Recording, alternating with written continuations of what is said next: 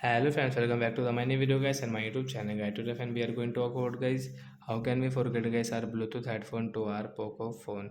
Guys you have connected guys any Bluetooth device. Guys I have connected guys this headphone and guys you have the same headphone and guys you want to forget to your phone. So guys, how can you forget today? I will show you in this video guys. How can we forget guys our Bluetooth headphone to from our Poco phone means to our Poco phone. So first of all guys you will have to on guys your phone setting to forget guys your Bluetooth headphone device.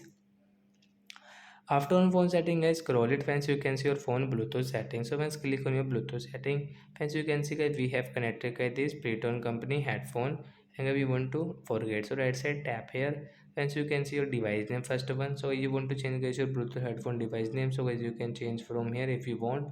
And guys you can see unpair option means forget guys, tap here to forget. After forget guys you cannot use guys. If you use, so you will have to connect again this notification guys, you will have to again click, then guys you can use it.